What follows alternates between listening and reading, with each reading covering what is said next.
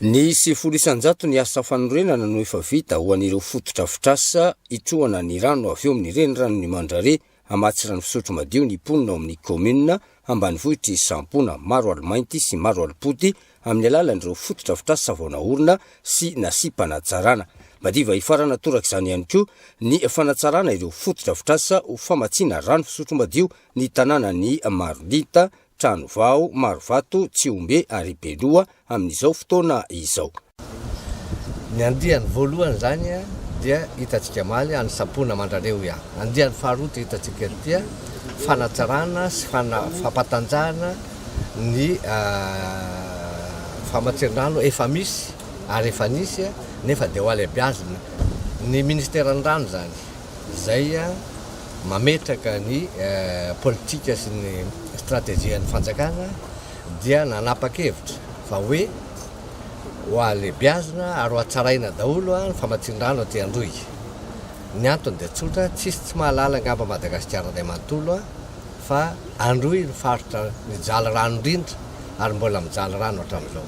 Farafahakeliny indroa ohatran'ny teo aloha ny habean'ny vokatra sy ny tanjaky ty famatsian-drano ty.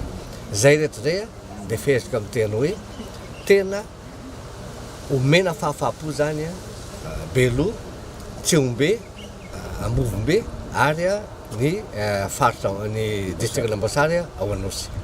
Sy misy afa-tsy ny fisaorana ny fitondram-panjakana malagasy izay tarin'ny filoham-panjakana Riva Rakotovao sy ny premier Saint Christian ary indrindra fandriamatoa ministry ny rano sy ny fanadiovana sy ny fidiovana izay nanao an'izao ezaka goavana dia goavana izao ho fampidirana rano aty amin'ny faritra Anosy sy ny faritra Androy.